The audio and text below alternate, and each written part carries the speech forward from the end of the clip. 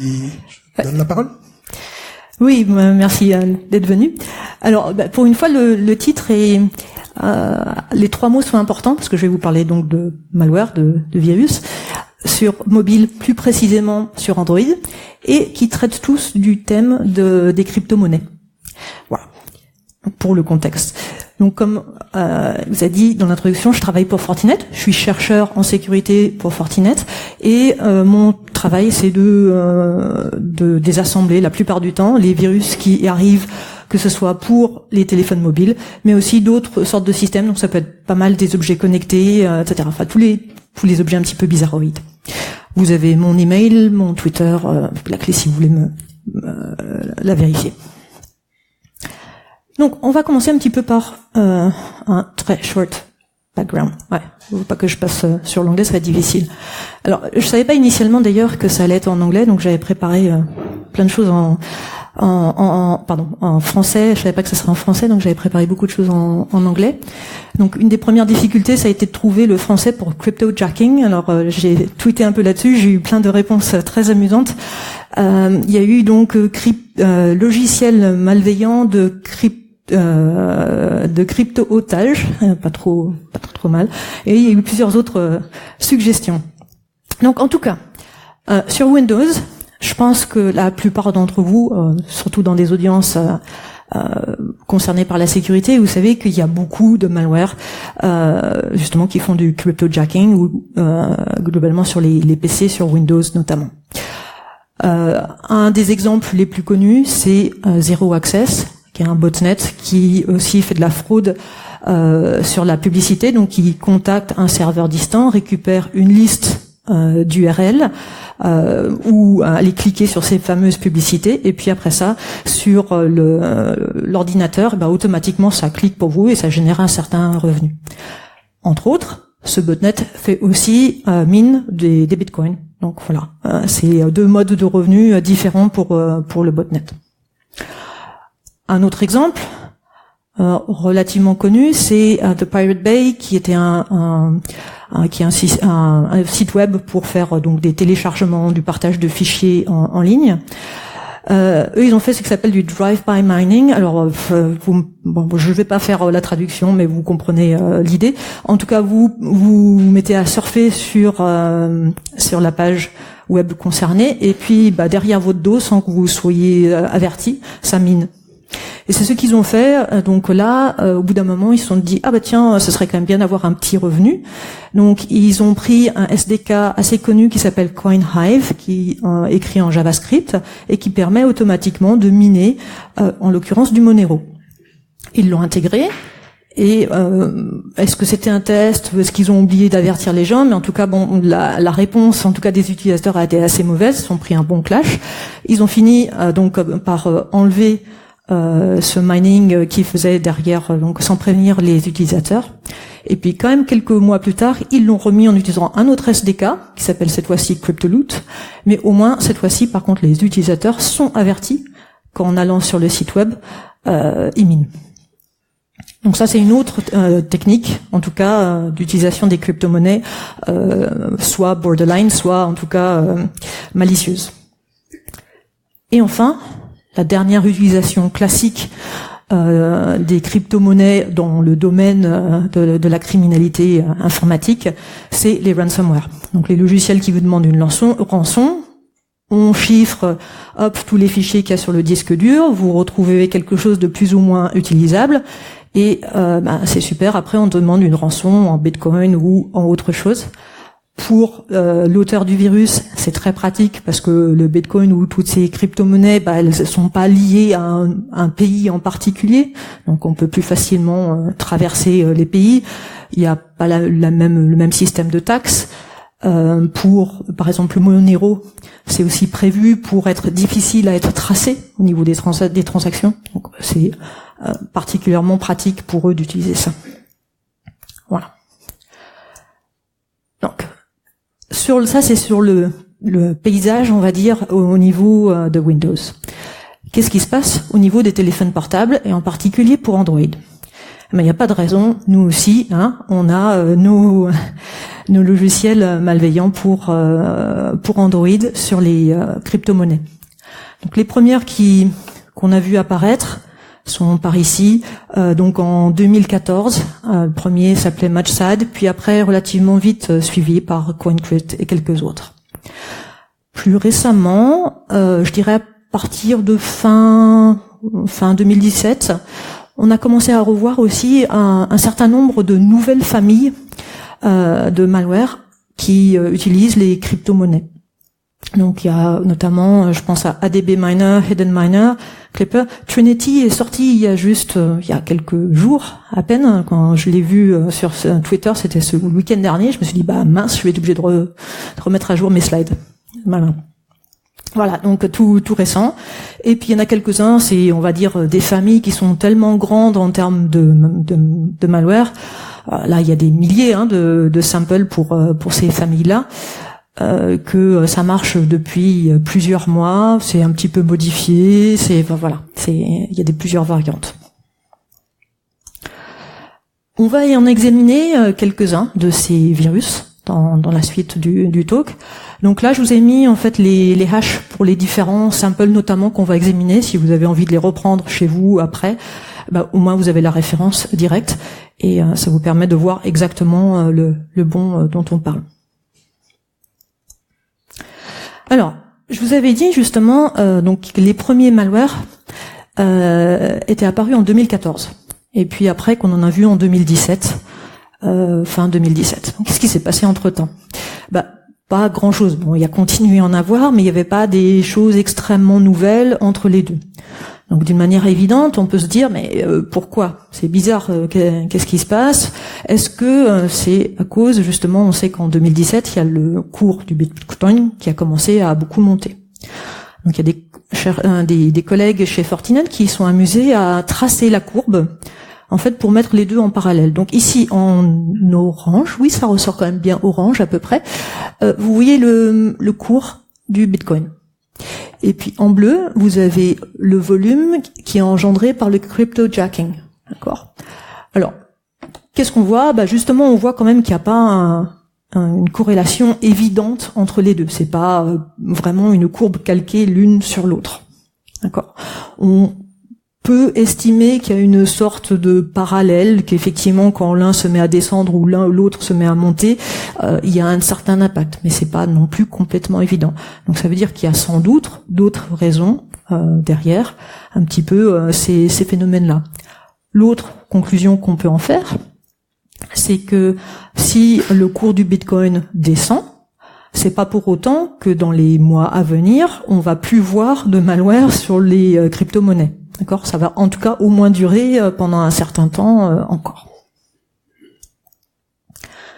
Voilà, donc là on va commencer un petit peu à analyser certains malwares un petit peu plus en détail. C'est la partie la plus technique de mon talk. Alors, celui-là, c'est un clipper.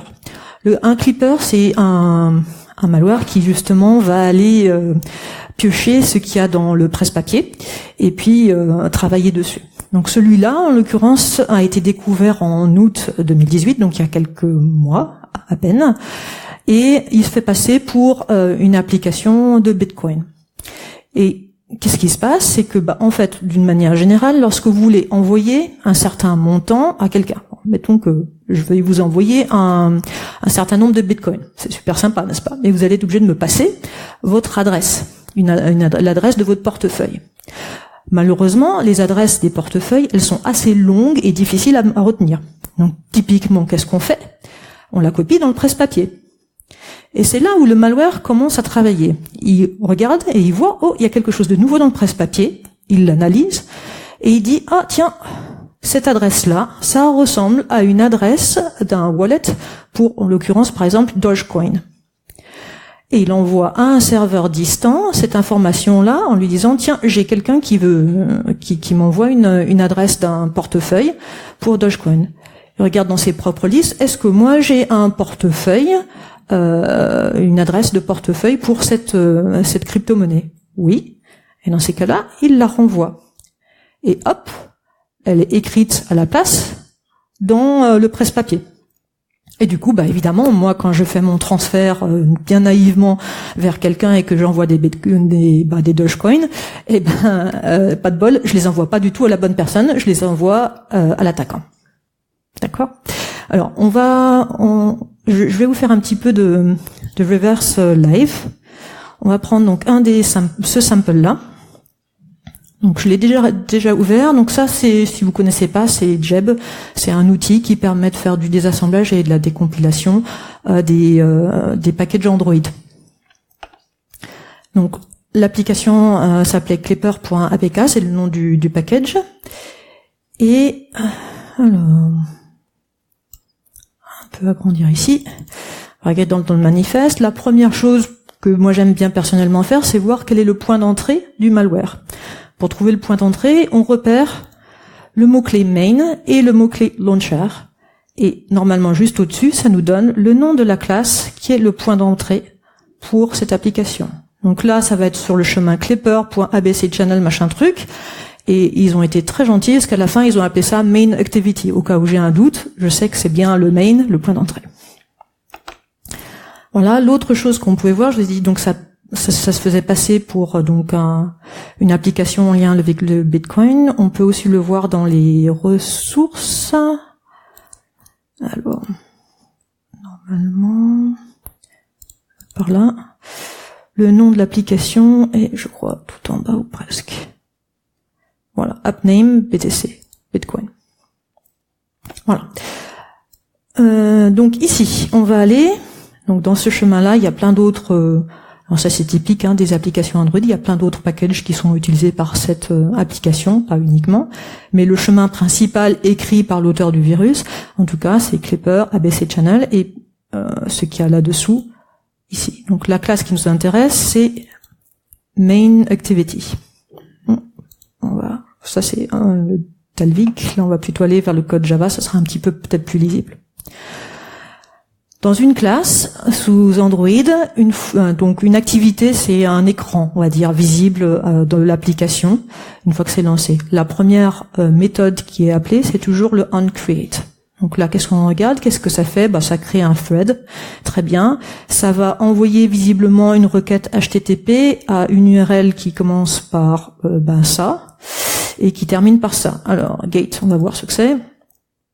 Voilà, gate est là et il est on lui affecte une valeur ici. Donc ça, c'était l'URL du serveur distant pour l'attaquant. Ça ne fonctionne plus pour l'instant. Vous pouvez essayer, mais normalement, ça ne répond plus. Voilà. Et l'autre chose qu'on voit, c'est que ça démarre un service, ici, qui s'appelle Clipboard Service. Donc pareil, on va aller essayer de le voir, celui-là, le Clipboard Service. Donc il est ici.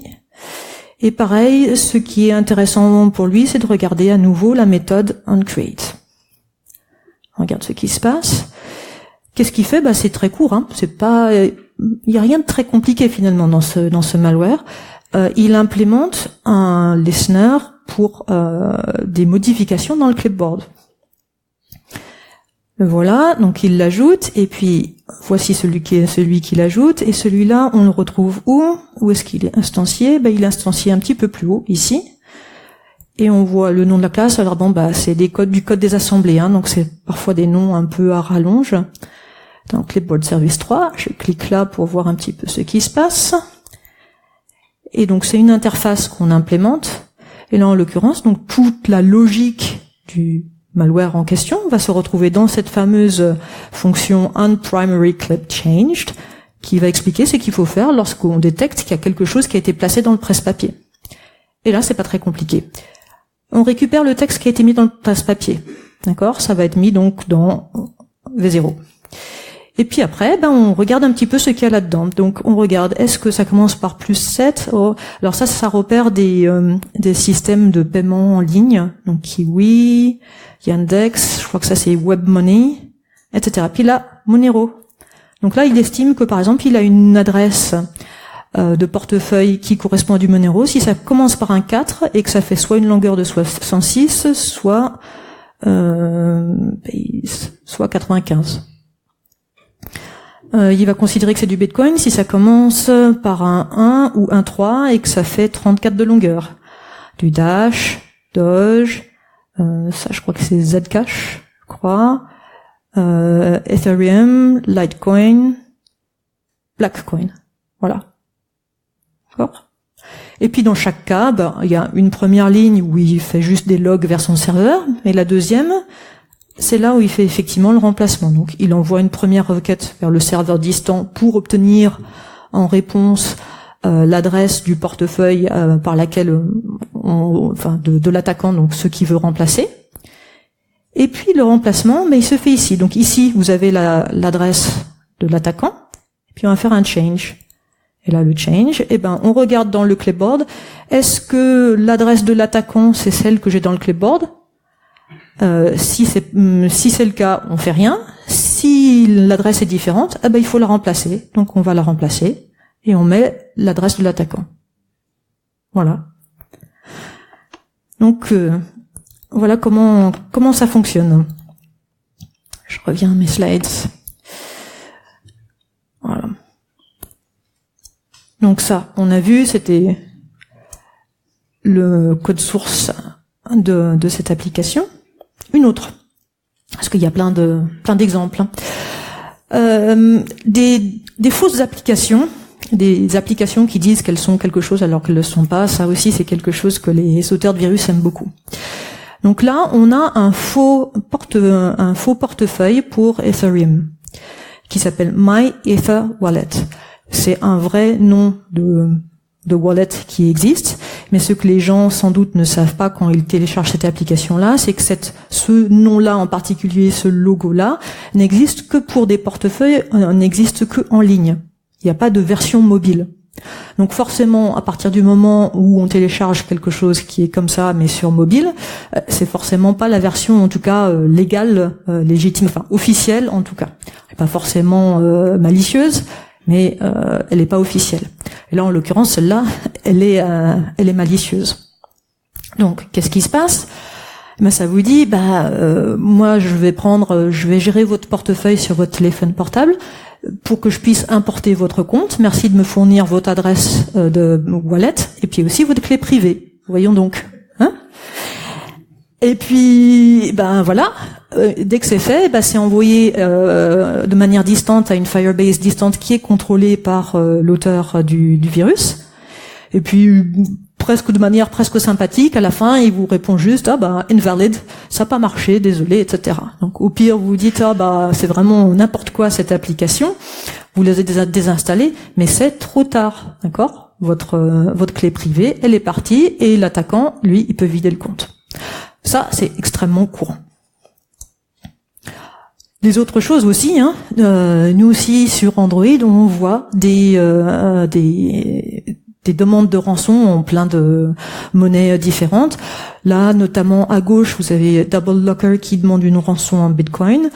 Lockybot, lui aussi, la demande en Bitcoin. Il y en a plein. Il n'y a pas que le Bitcoin qui existe. Il y a plein d'autres façons de demander des rançons. Si on regarde le code, donc là c'est un petit exemple. Donc Lockybot, lui, qu'est-ce qu'il va faire ? Il va chiffrer les fichiers sur le téléphone portable. Puis après, il va mettre un écran sur le téléphone portable et puis un peu bloquer l'utilisateur là-dessus en disant tant que vous n'avez pas payé, vous pourrez pas faire autre chose. Il fait d'autant plus ça qu'en fait, il se trompe un petit peu sur la manière dont il chiffre les dossiers parce que il les chiffre une première fois, puis il les déchiffre. Il laisse ça comme ça. C'est pas très rusé, mais bon, tant mieux.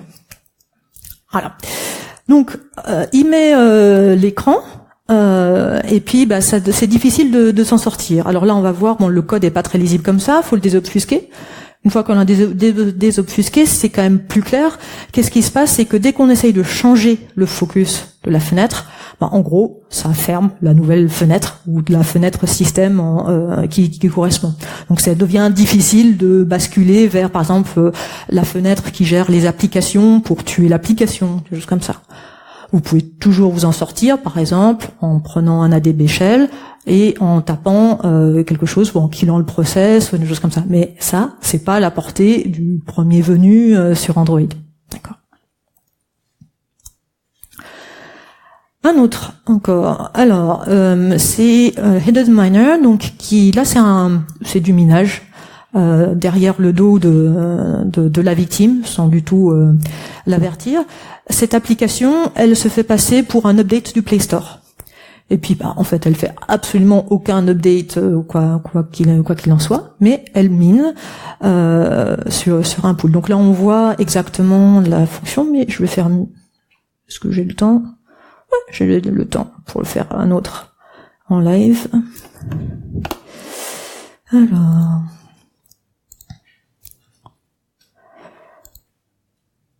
Hidden Miner. Voilà.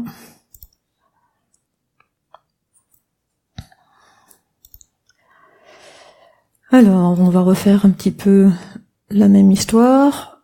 Ici, on voit main et launcher.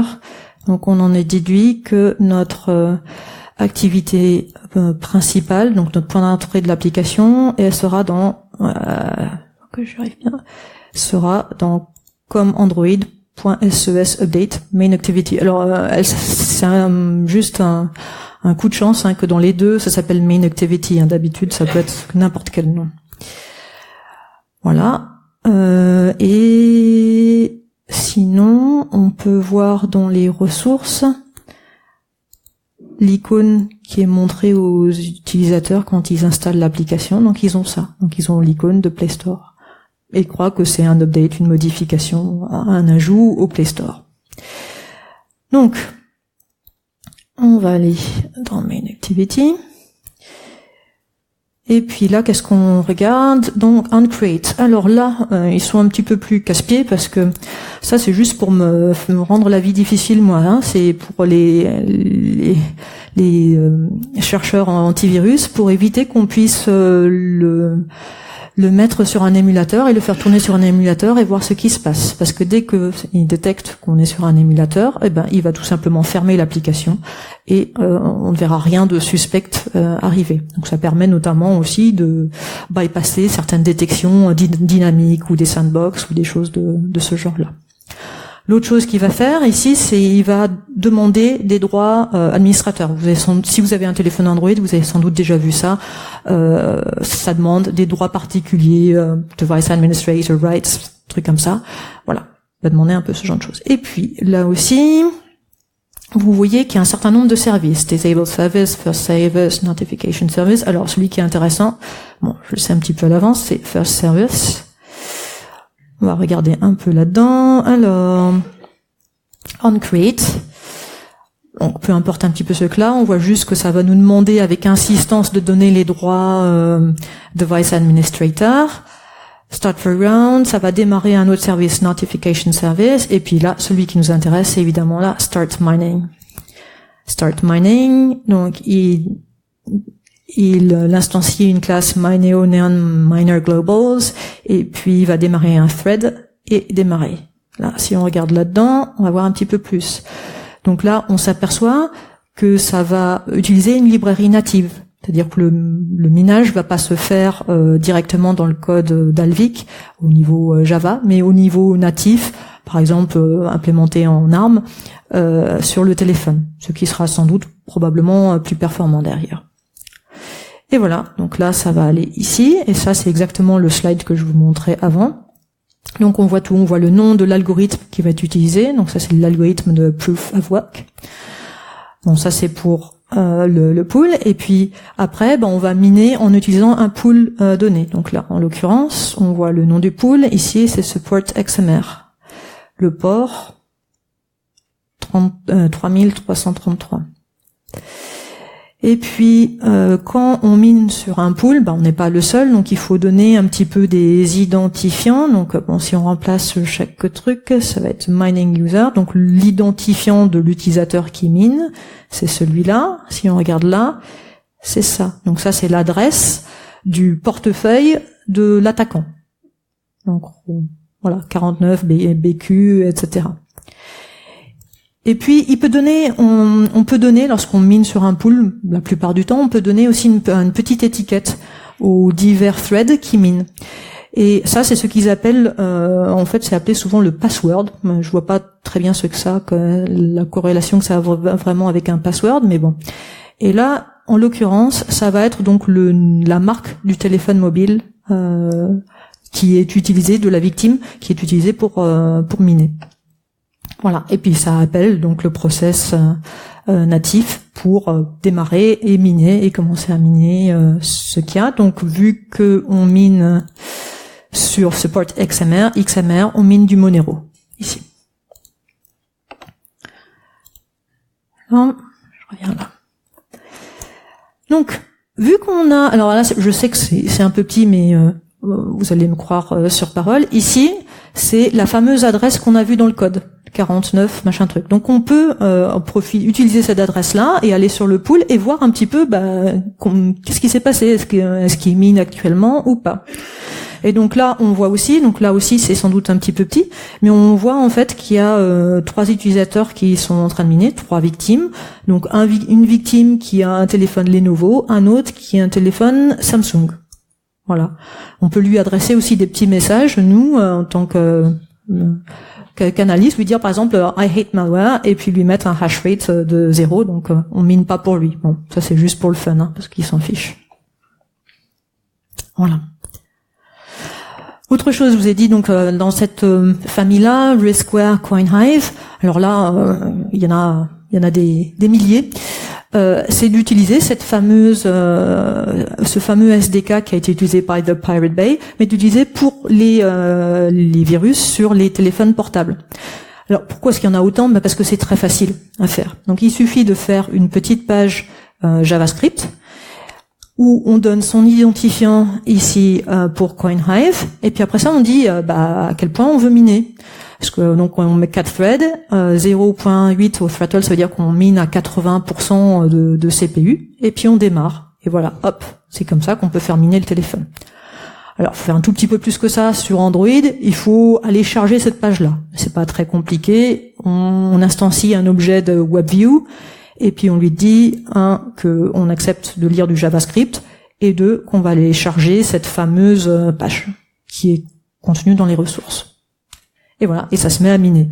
Alors ça, il y en a beaucoup.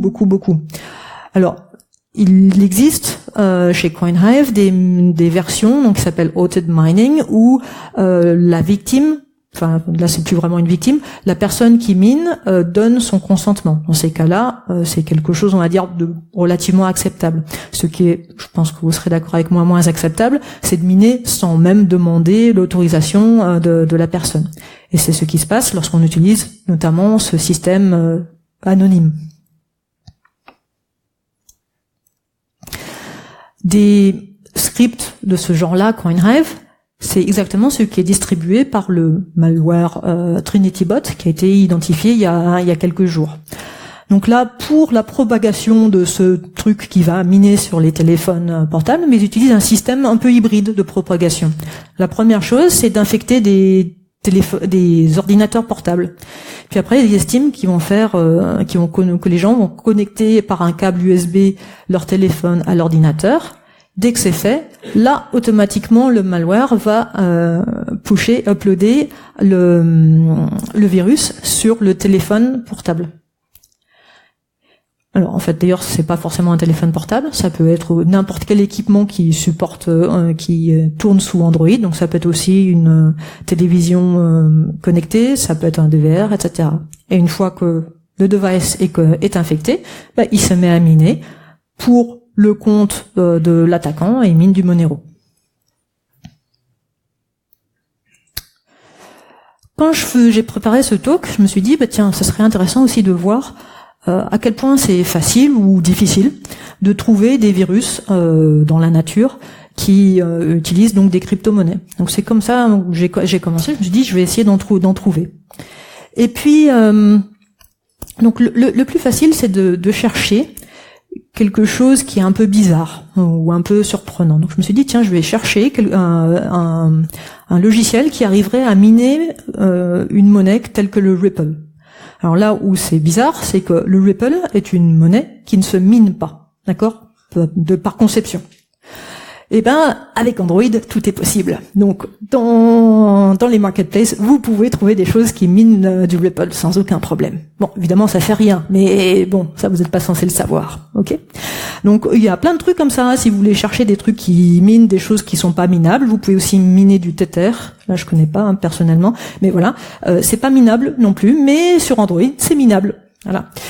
Il y en avait encore un autre, voilà, je me souviens plus. Et tout cela, ils sont par le même auteur, en l'occurrence. Bon, les autres sont pour le coup vraiment minables en théorie, mais ils font absolument rien, évidemment, dans ce cas-là. Alors c'est un peu casse-pied pour l'utilisateur parce qu'il télécharge une application et puis il voit pas forcément la chose. Il voit après un énorme bouton rouge commence à miner. Et puis là, en fait, quand on appuie sur le bouton, ça affiche juste un nombre aléatoire qui vous dit « Oh, vous êtes en train de miner, vous êtes en train de gagner plein de bitcoin ou plein de litecoin, etc. » Machin truc, on se dit « Oh, ça marche vachement bien, qu'est-ce que je mine bien sur le téléphone alors ?» Super, quoi. On continue. Et puis au bout d'un moment, au bout de quelques jours, on se dit bon, voilà, je suis presque millionnaire, ça serait bien que je puisse transférer quand même l'argent sur mon compte. Donc on va dans les settings et on dit bah voilà, maintenant mon portefeuille c'est ça. Est-ce que vous pouvez gentiment me transférer sur mon portefeuille? Et là, pas de bol, bah ça marche pas. Oui, forcément, ça a jamais miné rien du tout. Donc quelle est l'utilité? Eh ben c'est que pendant ce temps-là, en fait, ça vous a affiché plein de publicités. Et du coup, vous avez regardé de la publicité, et l'auteur de virus, lui, il a récupéré le gain par chaque clic que vous avez fait, ou chaque visionnage que vous avez fait des publicités. Voilà. Mais vous avez rien miné. Bon, il vous a rien volé non plus, en termes de crypto-monnaie, mais vous avez rien gagné non plus. Voilà. Alors. L'analyse. Donc, on a essayé aussi de comptabiliser le nombre de mineurs qu'on avait trouvé sur Android, qui étaient détectés par nos FortiGate en l'occurrence. Donc sur le mois de septembre, en ne comptant que les mineurs, c'est-à-dire je compte pas les ransomware, je ne compte pas les choses pas les fake applications, je les compte pas non plus là-dedans, donc uniquement les choses qui font du minage, on a détecté 366 000 hits. Sachant que ça, c'est uniquement sur les FortiGate qui font le reporting, ce qui est pas forcément par défaut, fait par défaut. Donc le chiffre réel est largement au-dessus de ça. Donc ça fait quand même pas mal déjà sur un seul mois. L'autre chose, je me suis dit, est-ce qu'il y a des statistiques un petit peu sur le nombre, sur la crypto-monnaie qui est minée? Donc globalement, en fait, je vous ai parlé beaucoup de Bitcoin et de Monero parce que c'est effectivement ce qu'on retrouve le plus dans les virus. Mais les virus, eux, ils minent quand même plein de choses. J'ai appris plein de nouveaux noms que je connaissais pas. Bollywood Coin, par exemple, ça je connaissais pas. Hein. Voilà, il y en a plein. Ils n'ont pas vraiment targeté quelque chose de particulier. Celui qu'on retrouve le plus, c'est Monero. Alors pourquoi Monero? Je pense que c'est parce que sur mobile, il utilise l'algorithme de Proof of Work qui est Kryptonite, qui est un petit peu moins CPU intensif que celui de Bitcoin. Le Bitcoin, vous pouvez pas le miner sur un téléphone, ça marchera jamais. Déjà sur un laptop, vous n'allez pas vraiment miner grand chose, d'accord. Monero, c'est un petit peu plus faisable. Voilà. L'autre point aussi, c'est que Monero est pas traçable, donc il y a beaucoup plus de privacy entre guillemets de ce point de vue-là. Donc ça les intéresse. Voilà. Et sinon après il y a plein d'autres monnaies, donc Dogecoin, Omisgo, je connaissais pas non plus, Cardano, Dash, Satoshi, blabla. Mais voilà, elles y passent à peu près toutes, sans parler de certains malwares qui ne contrôlent pas exactement la monnaie qu'ils minent. Donc là je pense par exemple à la famille de CoinMiner. Eux, ils vont miner tous les algorithmes toutes les monnaies qui utilisent l'algorithme NeoScript. Donc ça veut dire qu'ils vont miner le plus profitable de ce qu'il y aura à ce moment-là, ce qui peut être donc ce fameux Bollywood Coin, Crowdcoin, Dinero, Guncoin. Alors ça c'est pour l'achat et la vente d'armes. Et Orbitcoin. Ça je sais pas ce que c'est non plus. Orbit. Bon. Je sais pas si c'est pour les satellites. À voir. Alors. Sur les poules. Alors, est-ce qu'il y a une pool malicieuse? La réponse est non, en fait. Ils utilisent tous des pools un petit peu différentes. Puis il faut savoir aussi que dans le monde du minage, comme ça, il n'y a pas vraiment les pools durent pas forcément très longtemps. Les pools qui étaient en 2014, il y en a quand même beaucoup qui n'existent plus à l'heure actuelle. Voilà. La seule chose qu'on peut tirer, que j'ai réussi à tirer de cette étude-là, c'est que par contre, on n'avait jamais vu des malwares qui faisaient du solo mining. Donc, qu'est-ce que ça veut dire? Ça veut dire qu'ils sont relativement raisonnables de ce point de vue-là, parce que du solo mining, ça veut dire qu'on minerait sans passer par une pool. On espère obtenir un gain juste par soi-même, ce qui a très peu de chances de pouvoir marcher. Donc j'ai dit, Bitcoin, ça vraiment c'est mort sur téléphone portable. N'essayez pas de miner du Bitcoin. Et d'ailleurs, si vous cherchez un Bitcoin miner pour mobile, vous avez de grandes chances que ça soit au final soit quelque chose qui ne marche pas, soit un malware. Ok ? Qu'est-ce que vous allez pouvoir miner sur un téléphone portable ? Vous allez pouvoir miner notamment un peu toutes les crypto-monnaies qui utilisent l'algorithme Kryptonite. Donc Bitcoin, Electroneum, Monero, des choses comme ça. Donc j'ai essayé un petit peu, juste pour voir qu'est-ce que ça donnait. Donc j'avais plein de téléphones là dans le lab, j'ai testé un peu sur certains, et puis j'ai trouvé aussi certains hashes, ce qui me paraissait raisonnable sur le web, que j'ai recopié pour les autres. Donc si vous avez un vieux téléphone ou quelque chose de pas très puissant, vous allez miner dans les 20 hashes par seconde. Si vous avez quelque chose de très puissant comme téléphone, vous allez miner au mieux du 75 hashes par seconde. Pourquoi ? Parce que Ion, lui, il utilise un algorithme qui s'appelle Kryptonite Lite, qui est encore plus efficace. Au cas où vous posiez la question, c'est absolument ridicule. Sur un ordinateur portable comme celui-là, qui est absolument pas dédié, qui est pas forcément non plus le dernier cri et tout, on mine du 300, 400 kilo hash par seconde. Donc là, avec vos 75 hash par seconde, on va bien rigoler. Voilà. Donc, j'en ai profité pour suivre un peu les gains des différents auteurs de virus. Bon, l'avantage quand même qu'ils ont eux, c'est qu'ils payent pas l'électricité. Donc là, on le voit, lui, donc il avait 4 personnes qui minaient pour lui. On retrouve bien les hash rates que j'avais mis. Donc là, vous le voyez peut-être pas de loin, mais c'est entre 8 hash par seconde et 50 hash par seconde, avec un total de 66 hash par seconde. Pour un gain approximatif de 20 francs suisses. Ceci pour le mois entier d'avril. Bon. CoinMiner. Là, il y en a 7 qui étaient en train de miner pour lui. Alors là, il mine sur du NeoScript. Donc, je vous ai dit, c'est plein de crypto-monnaies différentes. Mais c'est converti après en Bitcoin sur cette pool-là. Et lui, il a gagné 11 francs suisses. À ce moment-là, il est devenu riche, Donc j'ai suivi quand même un petit peu ce qu'il y avait, parce que là c'était juste une instance. Alors l'avantage, vu que c'était du Bitcoin, on pouvait un peu suivre. Alors c'est un peu suivre les transactions. C'est un peu compliqué parce qu'ils utilisent du mixing pour dispatcher l'argent un petit peu partout. Donc en suivant un petit peu l'adresse cible à laquelle ça semblait vraiment aller, sur donc toute la durée de vie de ce virus-là, donc plusieurs mois, 250 francs suisses.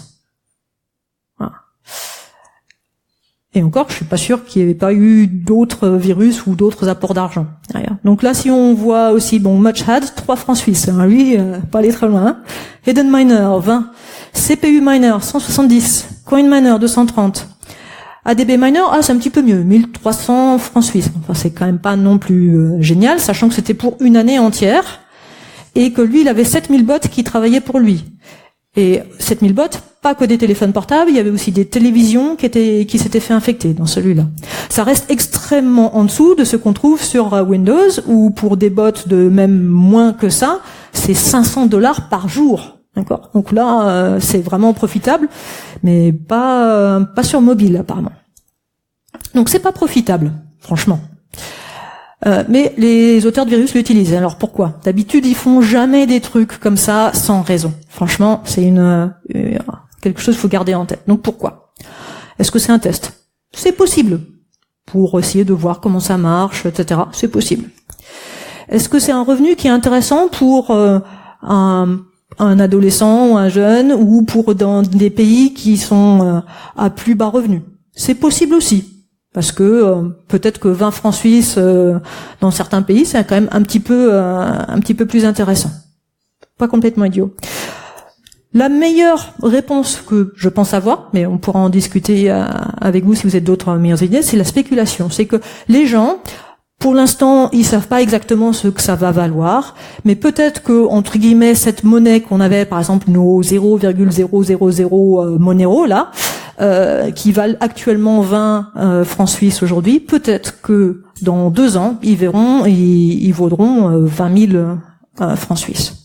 Donc c'est de la spéculation. C'est garder un certain nombre de monnaies au cas où il y a une monnaie qui se mette à monter beaucoup et espérer, là, décrocher un pactole. Voilà. Voilà, et ben ça conclut donc mon talk pour aujourd'hui. Donc gardez un œil là-dessus quand vous voyez des choses improbables comme le super miner pour Bitcoin ou encore mieux le miner pour Ripple. Méfiez-vous, ne l'installez pas, vous pouvez me l'envoyer, je l'analyserai volontiers. Et puis sinon, gardez un œil sur les cours des crypto-monnaies et la puissance aussi sur les téléphones. C'est ça qui va un peu déclencher le fait que les cybercriminels se mettent ou pas à vraiment mettre beaucoup de virus sur les téléphones mobiles là-dessus. Voilà.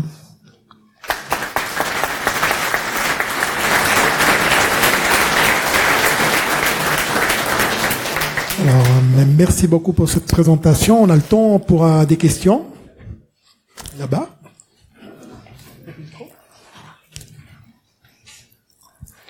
Je me demandais, les utilisateurs, les comptes utilisés pour stocker les bitcoins volés, qu'est-ce qu'ils adviennent une fois que vous les avez potentiellement reportés? Alors, j'aimerais vous dire que je les reporte, mais je les reporte pas parce que j'ai pas le temps. Il y a, à l'heure actuelle, il y a entre 5000 et 10 000 nouveaux virus pour Android chaque jour. Si je me mets à reporter les trucs comme ça, mais il me faut une équipe de 3000 personnes, quoi. J'y arrive pas. Le compte qui a été, alors si on parle de vol de compte, la seule chose à faire, il sera vidé, donc on peut pas grand chose à faire. Par contre, les comptes qui ont été utilisés pour le minage, eux, ils sont bloqués. C'est-à-dire, on peut reporter à la pool, parce que là, c'est un peu plus intéressant, parce que il y a plusieurs instances qui utilisent le même compte qui est utilisé sur la pool. Donc là, on les reporte, et la pool en question arrête le minage qui est là-dessus.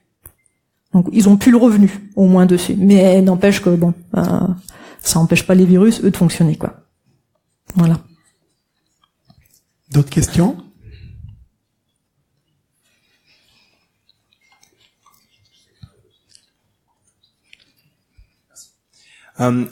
Qu'est-ce que vous pensez qui est le plus la raison du fait qu'il y ait plus de malware sur Android que sur iOS? Est-ce que c'est plus en amont qu'il y a moins de contrôle pour la publication des applications, ou plus que les API d'Android sont plus permissives?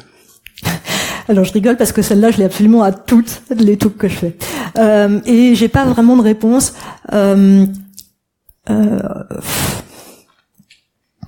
Les deux utilisent un système très différent pour contrôler les applications. Donc, il semblerait que ça marche mieux dans le cas d'Apple, il faut être honnête, parce qu'ils ont quand même beaucoup moins de virus. Mais n'empêche que le système c'est pas un système bulletproof chez Apple non plus. Donc, il peut y avoir deux choses. Soit, effectivement, ils font bien mieux leur job, et tant mieux, et dans ces cas-là, il y en a moins. Soit aussi, ça peut arriver malheureusement, on est un peu aveugle, et c'est nous qui n'avons pas vu les virus.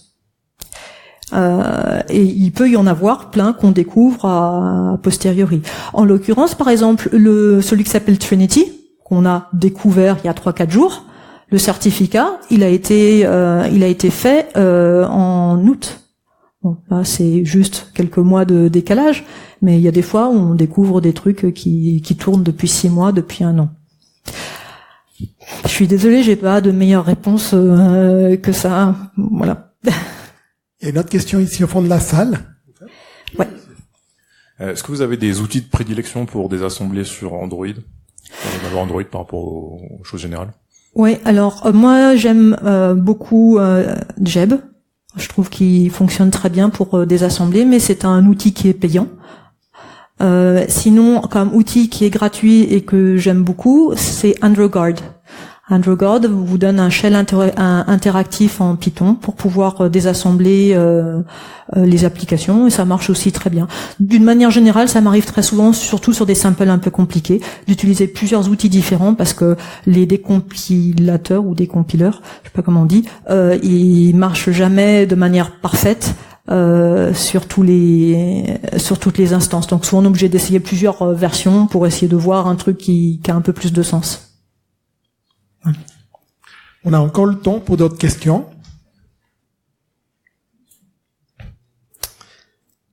Voilà, bon si c'est pas le cas, alors encore une fois merci beaucoup pour la présentation très intéressante.